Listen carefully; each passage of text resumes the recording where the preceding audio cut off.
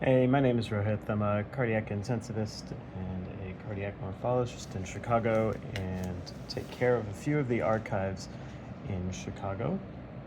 I thought it'd be cool just to do weekly videos walking through some heart specimens and plan to kind of pick them by random just by generating a random number on my phone and then picking the specimen with that number from the archive. So to start off today, we've got a heart. The heart would have sat in the chest like this. The head would have been here, legs down here. This would be the left, this would be the right.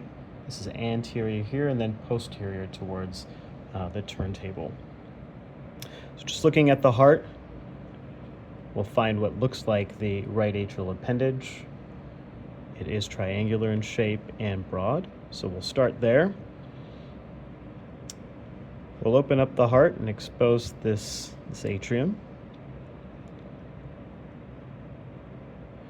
So we look at this atrium, we see that there's pectinate muscles that spill outside of the appendages, consistent with a morphologic right atrium.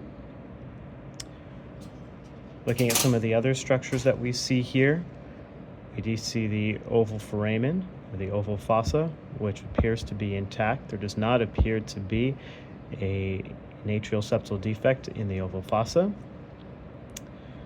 We do also see the coronary sinus here. Remember, the coronary sinus is part of the triangle of Koch, which is bounded by the coronary sinus, the tendon of Totaro, and then the tricuspid valve hinge point here. So here is our triangle of Koch, and the important thing is that at the apex of the triangle of Koch is where, in fact, we expect the atrioventricular node to sit, so an important structure for everyone to appreciate. As we get to the atrioventricular valve on this side, it does appear to have 3 leaflets. It does have septal connections, consistent with the morphologic tricuspid valve. We expect that this ventricle then would be a right ventricle, since there is a morphologic tricuspid valve attached to it.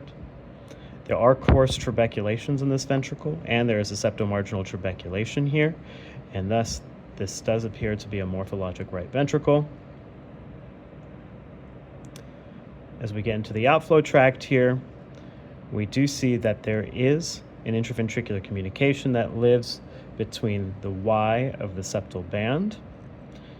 So here is the cranial and the caudal limbs of the septomarginal trabeculation, and the intraventricular communication lives right in between the cranial and caudal limbs of the septomarginal trabeculation, also known as the Y of the septal band. And here's the tricuspid valve leaflet.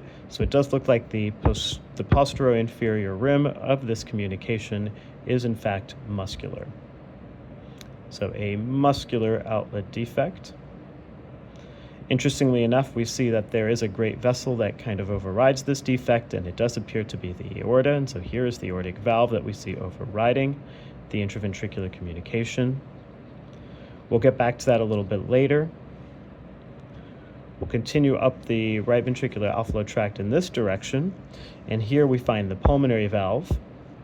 The pulmonary valve has 2 leaflets here, and the valve itself has 2 sinuses, 1 and then 2. So this is a 2-leaflet bisinuate pulmonary valve, which is often seen in Tetralogy of Fallot, which is in fact what we seem to be dealing with here, as we do appear to have a overriding aorta, an intraventricular communication, and then some degree of subpulmonary stenosis, as there are some thicker muscle bundles that we find here in this outflow tract.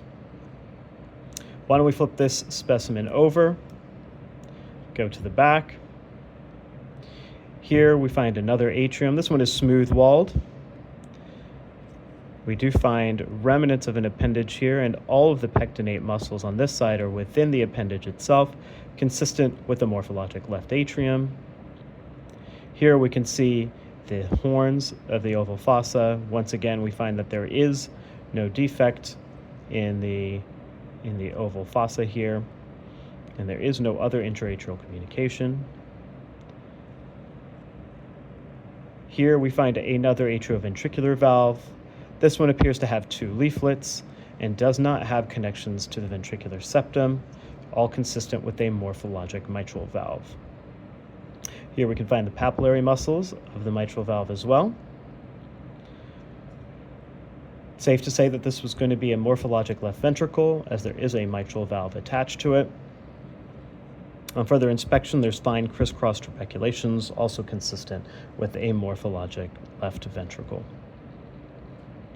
As we come up through the left ventricular outflow tract, we do find that outlet-type intraventricular communication once again. We see that the aorta does in fact override this defect. Otherwise, the aortic valve itself seems normal with 3 leaflets. And once again, you can appreciate the override of the aorta over the defect.